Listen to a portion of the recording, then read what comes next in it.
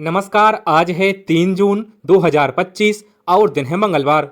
नमस्कार, ज्ञान MP news में आपका स्वागत है। आइए देखते हैं आज दिन भर की मध्य प्रदेश की बड़ी खबरों को।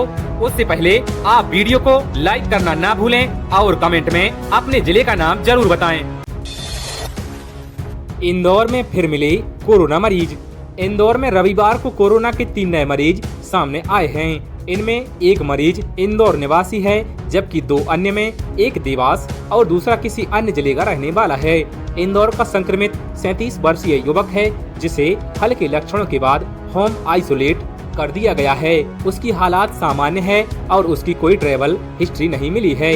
इसके साथ ही इंदौर में इस साल अब तक कोरोना के कुल मरीजों की संख्या 21 हो गई है, जिनमें 7 केस एक्टिव हैं। सीएमएचओ डॉक्टर BS सेतिया ने बताया कि संक्रमित युवक के संपर्क में आए लोगों की जानकारी जुटाई जा रही है। एहतियात उनका सैंपल जीनोम सीक्वेंसिंग के लिए एम्स भोपाल भेजा गया है। हालांकि अब तक भेजे गए सैंपलों की रिपोर्ट नहीं आई है, जिससे यह स्पष्ट नहीं हो पाया है कि संक्रमितों में कोई सा वेरिएंट है। सरकारी विभागों पर 2.19 करोड़ का बिजली बिल बकाया। हरदा में बिजली बिल बकाया वसूली को लेकर दोहरे मापदंड सामने आए हैं। जहां आम उपभोक्ताओं के कनेक्शन काटे जा रहे हैं, वहीं सरकारी विभागों पर कोई कार्यवाही नहीं हो रही है। जिले के 29 सरकारी विभागों पर अप्रैल 2025 से 2 करोड़ 79 लाख रुपए का बिजली बिल बकाया है। स्कूल शिक्षा विभाग पर सबसे ज्यादा 99.36 लाख रुपए बकाया है, जबकि महिला बाल विकास विभाग पर 50.26 लाख और पंचायत एवं ग्रामीण विकास विभाग पर 47.09 लाख रुपए बकाया है। 23 उपभोक्ताओं पर 10 करोड़ से ज्यादा बिजली का बिल बकाया है। मध्य प्रदेश में जारी रहेगी प्री मानसून की बारिश, आज भी कई जिलों में अलर्ट। मध्य प्रदेश में कई सिस्टम एक्टिव होने की वजह से मानसून आने से पहले ही लगातार आंधी बारिश का दौर जारी है।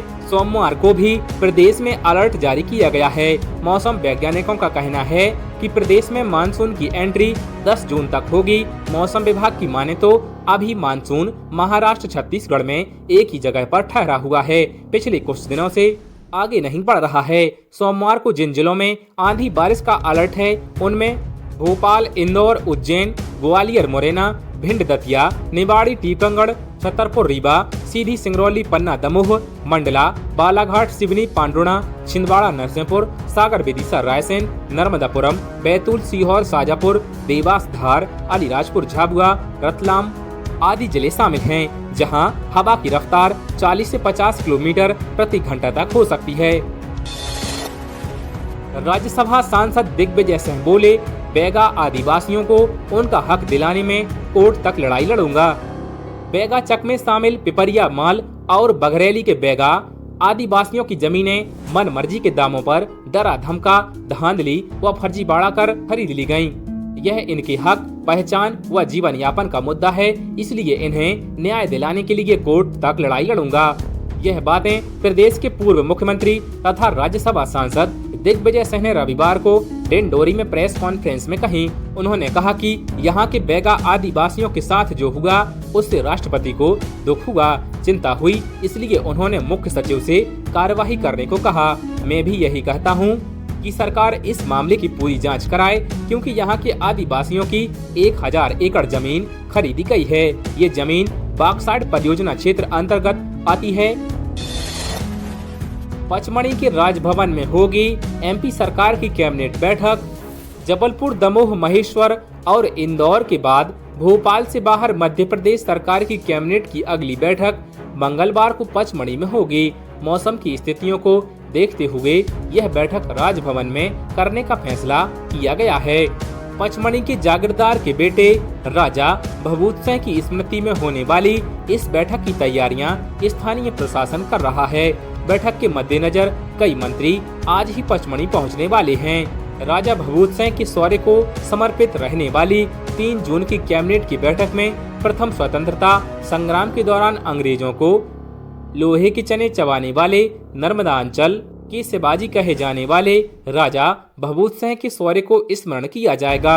इस मीटिंग में राजा भभूत सिंह की स्मृति में मुख्यमंत्री डॉक्टर मोहन यादव और उनकी कैबिनेट फैसले लेगी। एमपी में 1700 करोड़ से बनेगी नई सड़कें, पुरानी सड़कों का होगा मेंटेनेंस। मध्य प्रदेश के नगरीय निकायों को बारिश के पूर्व सड़कों के मेंटेनेंस और नई सड़कों के निर्माण के लिए बजट का इंतजार नहीं करना पड़ेगा। राज्य सरकार ने प्रदेश के सभी नगरीय निकायों में सड़कों के निर्माण और मेंटेनेंस के लिए 1700 करोड़ रुपए का बजट आवंटित कर दिया है। सबसे ज्यादा 188 करोड़ रुपए का बजट जबलपुर संभाग को दिया गया है। सबसे कम बजट सागर संभाग को मिला है। इससे निकाय अपने स्तर पर सड़कों का मेंटेनेंस करा सकेंगे। इससे नागरिकों को बारिश के दौरान और उसके बाद खराब सड़कों के कारण परेशानी का सामना नहीं करना पड़ेगा। इस राशि से तुरंत काम शुरू कराए जा सकेंगे। आमतौर पर नगरीय निकाय सड़कों के मेंटेनेंस और निर्माण के लिए राशि का इंतजार करते रहते हैं और बारिश शुरू हो जाती है। इससे लोगों को काफी परेशानी होती है।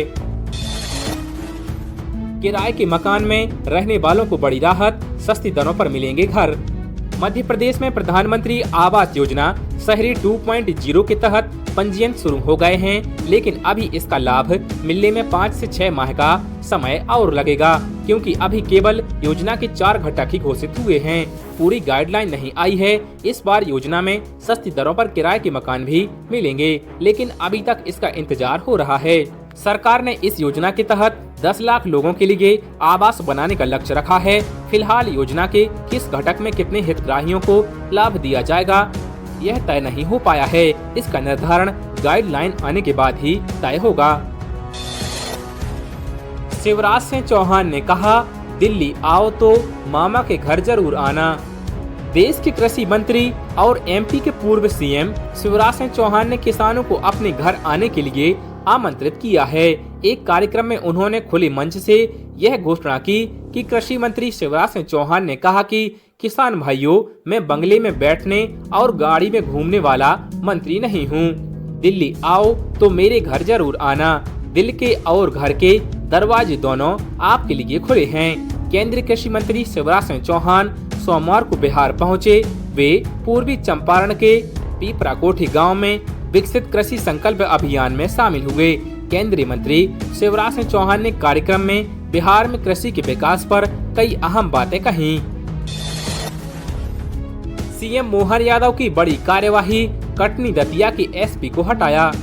सीएम मोहन यादव के इस बड़े एक्शन से पुलिस विभाग में हड़कंप मच गया है। सीएम मोहन यादव ने रविवार देर शाम अपने सोशल मीडिया अकाउंट पर पोस्ट कर कटनी व दतिया जिले के एसपी को हटाने के निर्देश दिए हैं। साथ ही चंबल रेंज के आईजी और डीआईजी को भी हटाए जाने की जानकारी दी।